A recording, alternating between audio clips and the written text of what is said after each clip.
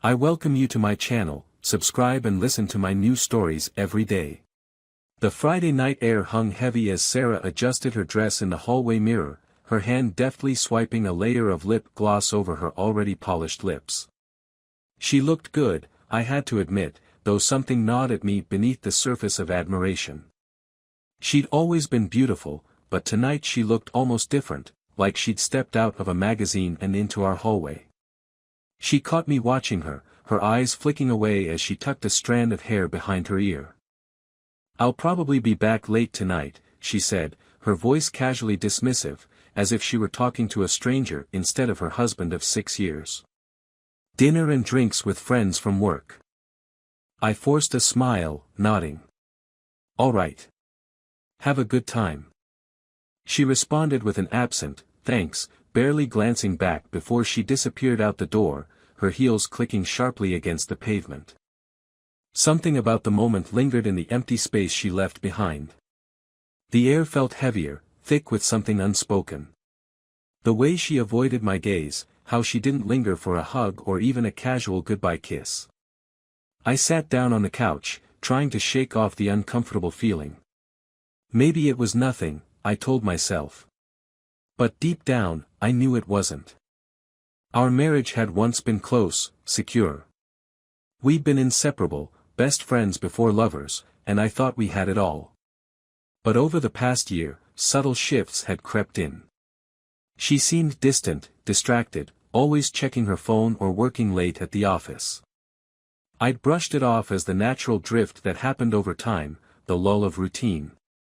But tonight was different. She had dressed up as if she were going on a first date, not just out with her coworkers. I tried to shake it off. I had a project to work on for my freelance job, but the minutes ticked by, and I hadn't made any progress.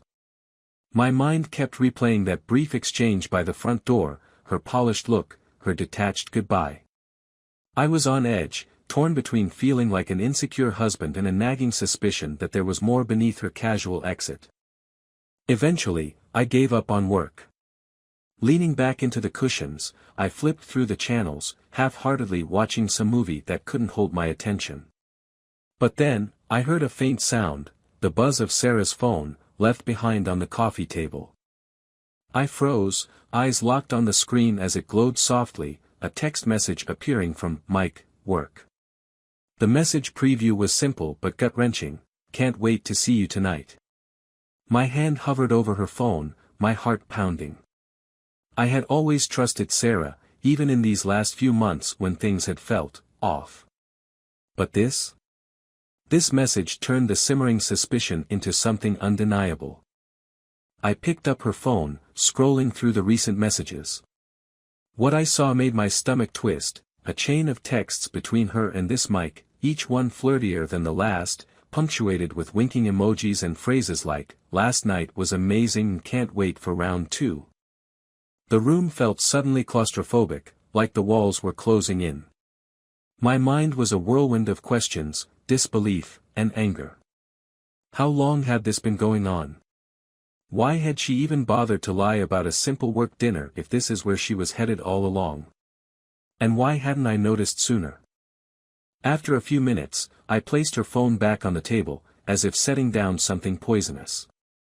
My mind raced, the early doubts now cemented into a raw betrayal. I wanted to call her right then and confront her, to tell her I knew, that she wasn't as clever as she thought. But something in me held back. Instead, I felt a strange surge of cold, calculating calm, a determination to understand the full scope of her lies before she could explain them away. The next few hours passed in a strange haze. My thoughts were a constant cycle of rage, disbelief, and a bizarre clarity as I pieced things together, remembering small moments over the past months that I'd ignored. All the late nights at the office, the mysterious work trips, the sudden and intense focus on her appearance. It was all part of the lie. I took out my laptop and logged into our shared phone plan, something I hadn't touched in ages. With every call record and text log I reviewed, the story unfolded further, painting a portrait of infidelity I hadn't wanted to see. I found months of calls to a number I didn't recognize, stretching back further than I'd realized. It wasn't just last night and round two, this had been a full-blown affair for months, hidden under the guise of work outings and overnight conferences. But the real blow came when I scrolled through our shared credit card charges. I saw charges for dinners at places I'd never been, for hotel stays in towns a few hours away, for luxury items she'd never brought home. The evidence was stark, undeniable. I sat back, a strange calm settling over me. I wasn't going to let her get away with this. She had taken our marriage, the trust we'd built, and shattered it without a second thought. I wasn't going to sit here, the oblivious husband, while she paraded around with another man. No, I would make her feel the weight of her betrayal. By the time Sarah returned that night, I'd made up my mind. The house was silent as Sarah slipped through the door in the early morning hours. She tried to be quiet, but her heels echoed against the hardwood floor as she tiptoed toward the stairs. I was sitting in the dimly lit living room, waiting, watching the clock tick past 2 a.m. She froze when she saw me, her eyes widening, but she quickly recovered, putting on a nonchalant expression. "You're up late," she said, her voice casual, too casual. "I didn't think you'd still be awake." I didn't answer immediately, just watched her for a moment. Her makeup was slightly smudged, and there was an energy about her, a glow. She looked like someone who had spent the night feeling alive, and that realization cut deep. "Did you have fun?" I asked, my voice calm, masking the torrent of emotions boiling beneath. She looked taken aback for a second, as though she hadn't expected me to ask that. "It was fine," she said, shrugging. "Just the usual work crowd. You know how it is." "Sure," I replied, keeping my tone neutral. "Late night, though." She fidgeted, her eyes flicking to her phone, probably hoping to check for messages from her affair partner.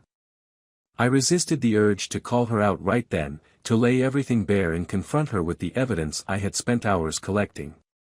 But I wanted her to feel comfortable, to underestimate me.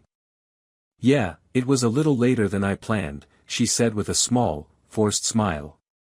"Some of the girls wanted to grab a nightcap." I nodded, pretending to believe her. "Well, I'm glad you had a good time," I said smoothly. "You're probably exhausted. Why don't you head up to bed?" She looked at me for a moment, maybe sensing that something was off, but then shrugged it off. "Good night," she said softly and hurried upstairs.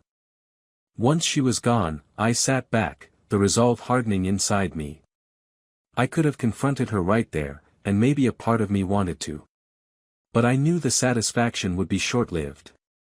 I needed to be patient, to gather everything I needed so that when I did confront her, there would be no way she could wriggle out of it. I wanted her to feel every ounce of betrayal she'd inflicted on me. The next morning, Sarah was her usual cheerful self, moving around the kitchen as if nothing had changed.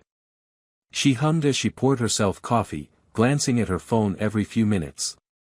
Her obliviousness only made me more determined. I spent the weekend meticulously going through our bank accounts, making a plan to protect my assets. I couldn't believe how much she'd taken from our joint account to fund her escapades. Fancy dinners, hotel stays, and clothes she'd never worn around me. Each charge was like a slap in the face, a brutal reminder of her double life. My next stop was our shared laptop, which I knew she occasionally used to check her email. As I expected, her email account was still logged in. I started scrolling, my stomach churning as I read through messages that left no doubt about her relationship with Mike. The two of them had exchanged dozens of emails, detailing plans for weekend trips, making private jokes that felt like daggers as I read them. There were even a few photos she'd sent him, ones where she looked playful, flirtatious, wearing a happiness I hadn't seen in her in months. My blood boiled, but I kept reading. I wanted to absorb every detail, every slight, every insult. I took screenshots, saving everything to a separate folder. I needed all the proof I could get. My plan was beginning to take shape, each piece of evidence adding to the satisfaction of knowing I would soon turn her world upside down. That evening, while she was in the shower, I called a lawyer. He was calm and professional, and I could almost hear the sympathy in his voice as he listened to the details. "This happens more often than you'd think," he said, sounding almost weary. "The key is to stay level-headed. We'll document everything, and once we have a clear picture of the financial situation, we can move forward. If she's been using joint funds for her affair, you'll have a strong case." The validation felt like a lifeline. I was no longer the betrayed husband fumbling in the dark. I was taking control, crafting the foundation of a revenge that would leave her stunned.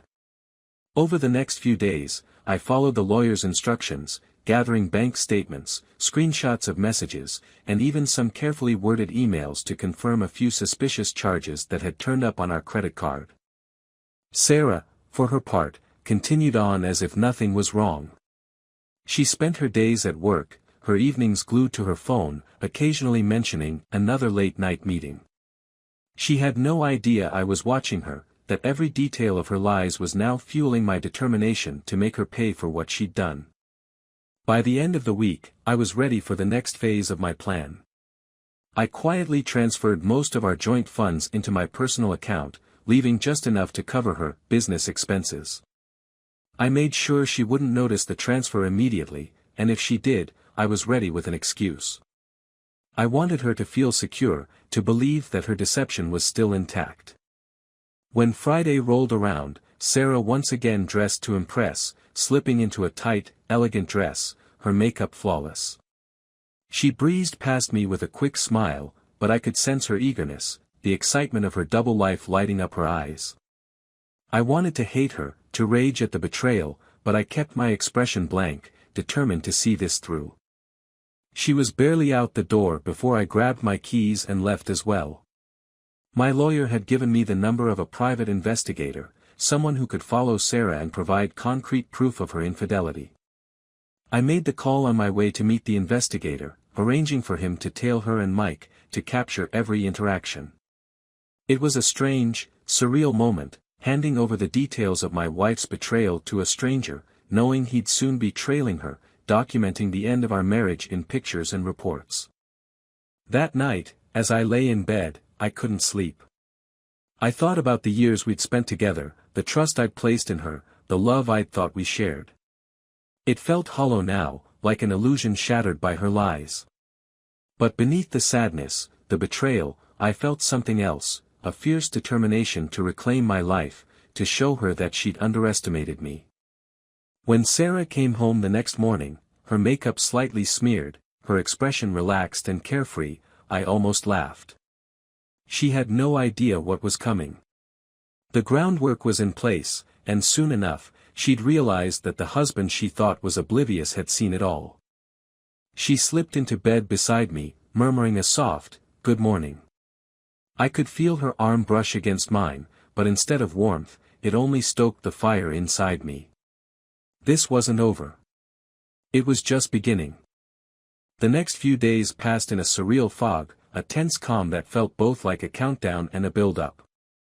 Sarah carried on with her routines, blissfully unaware of the preparations I'd set into motion.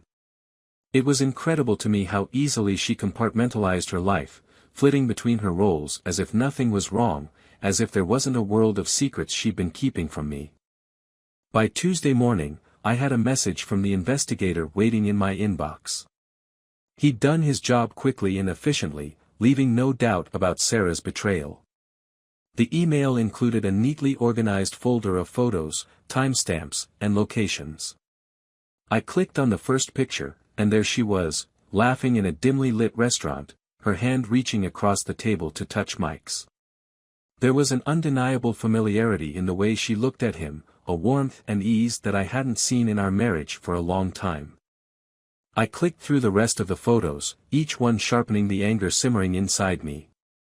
There they were at the same restaurant on multiple nights, leaving a hotel together, her hand brushing against his arm, her head resting on his shoulder. The investigator's notes were meticulous, detailing their every move from the time they met up to when they finally went their separate ways. Each image felt like a fresh wound, but it also strengthened my resolve. I was ready to pull the trigger on my plan. That evening, I waited until Sarah had gone to bed, then went downstairs and pulled out my laptop. I opened the folder with the investigator's photos and drafted an email to our closest friends and family members. In the subject line, I simply wrote, "The truth about my marriage." I attached a few photos, careful to include only the most damning shots, then wrote a brief message explaining Sarah's affair. There was no venom, no bitterness in my words, just cold, hard facts.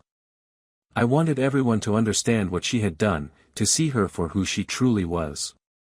But sending the email wasn't enough. I wanted to make sure that this revelation hit Sarah where it would hurt most. After some thought, I decided to print the photos, slipping them into a plain white envelope with her name written across the front in bold, unassuming letters. I knew she would find it when she least expected it. The next morning, as she rushed out the door for work, I slipped the envelope into her bag.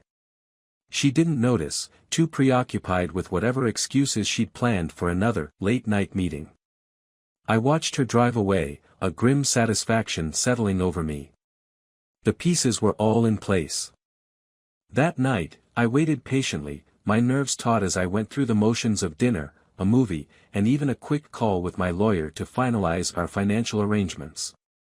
The bank transfer had gone through smoothly, leaving only a fraction of our joint account behind.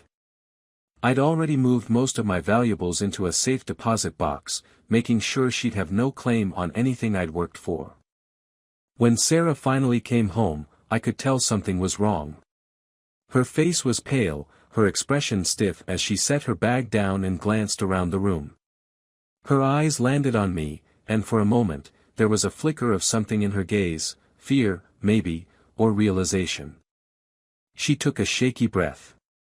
We need to talk," she said quietly, barely meeting my gaze. "Sure," I replied, settling into my seat as if we were about to have a casual chat. "What's on your mind?" She hesitated, her hand fiddling with the strap of her bag. I found something in my purse this morning," she began, her voice trembling slightly. "An envelope. With photos." I raised an eyebrow, feigning surprise. "Photos? Of what?" "Of me," she said, her voice barely a whisper now. "And Mike." I leaned back, crossing my arms as I let the silence stretch. She looked away, her hands trembling as she tried to steady herself. "Is there something you want to say?" I asked, my voice calm and steady. Her shoulders sagged, the weight of her deceit finally crashing down on her. "I'm so sorry," she said, tears beginning to well up in her eyes. "I never wanted you to find out like this. I didn't mean to hurt you." "Didn't mean to hurt me?" I echoed, struggling to keep my voice even. "Sarah, you've been lying to me for months. Sneaking around, draining our accounts, spending time with him instead of with me. Do you even understand what you've done?" She wiped her eyes, nodding as if she could somehow mitigate the damage. I know it was wrong. I don't know why. I got caught up in something I couldn't control. Couldn't control." I scoffed, my anger rising. "You made a choice, Sarah. You chose him, over and over again. Don't pretend this was some mistake or a moment of weakness." She swallowed, her face crumbling as she realized there was no way out.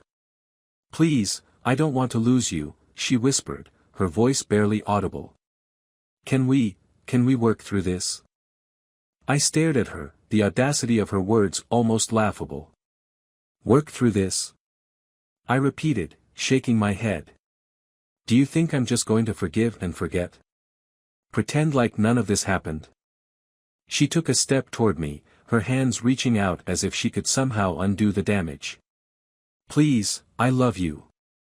I know I made a mistake, but I still love you." I stood up, stepping back to keep the distance between us. "You don't get to say that," I said coldly. You lost the right to tell me you love me the moment you walked into his arms. She looked like she wanted to say something else, but I raised a hand, silencing her. I've already filed for divorce, Sarah. The papers will be ready soon. Her face went white, her body swaying as if I'd struck her. Divorce, she echoed, her voice a whisper. Yes. Divorce, I said firmly. I've spoken to a lawyer, taken care of the finances, and filed everything. All you have to do is sign. She sank into the nearest chair, her face blank as the reality of her situation set in. For the first time, she looked small, lost, like a stranger in the home we had once shared. I felt no pity, only the cold satisfaction of watching her face the consequences of her choices. Finally, after a long silence, she looked up at me, her eyes hollow.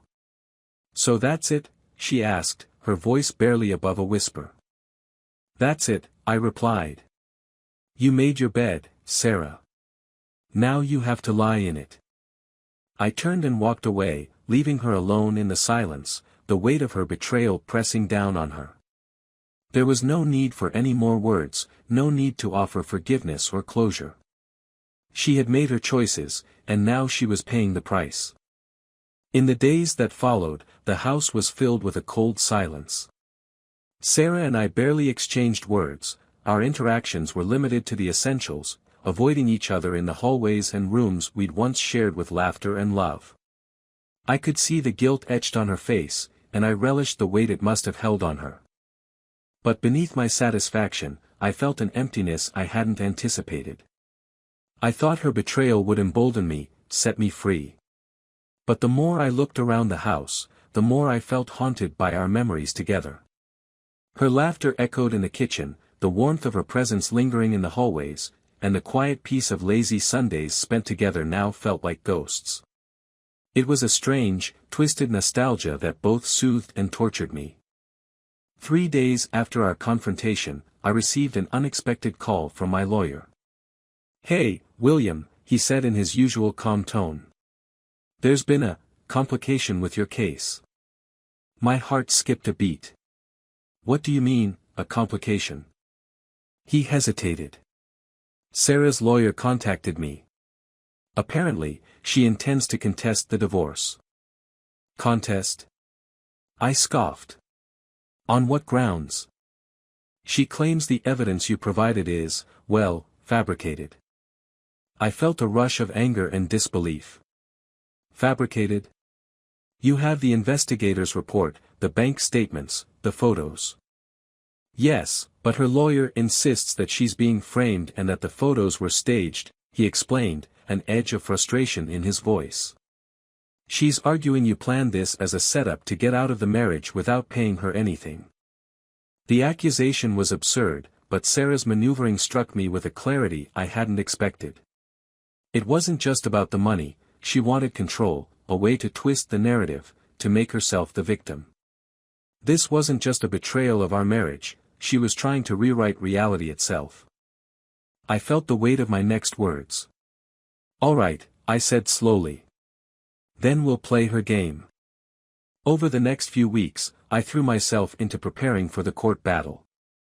I went through every detail, lined up every piece of evidence, and even made plans to bring the investigator in as a witness. Sarah's tactic had fired me up in a way that her affair hadn't, igniting a resolve to expose her lies in the harshest possible light. When the day of the trial finally came, Sarah walked into the courtroom with a self-assured expression that both enraged and unsettled me. She was dressed conservatively, her makeup understated, casting herself as the betrayed, wronged wife. I watched her carefully, waiting for any sign of remorse, but there was none. As the hearing progressed, her lawyer grilled me with questions, insinuating that I had planted the evidence and concocted an elaborate ruse to get out of the marriage. I sat through it, clenching my fists as I listened to lie after lie. Finally, it was my turn to speak. I went through every painful detail, describing her suspicious behavior, the texts I'd seen, the photos, the investigation, and the night I'd confronted her. With every word, I kept my eyes locked on hers, watching her expression. At first, she looked unshaken, but as I spoke, I saw a flicker of something in her gaze, doubt, fear, maybe even guilt. It was a crack in her armor, small but satisfying. When I finished, the judge called for a recess before his ruling. I walked out of the courtroom feeling a grim satisfaction, believing I'd finally taken back control of my life. I could feel the weight lifting, the sense that soon, very soon, I would be free.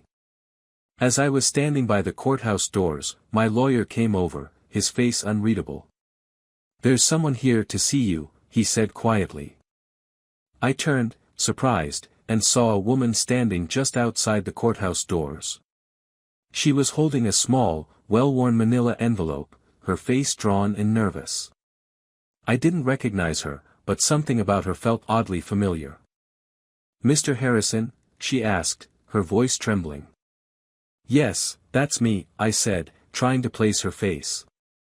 She took a deep breath.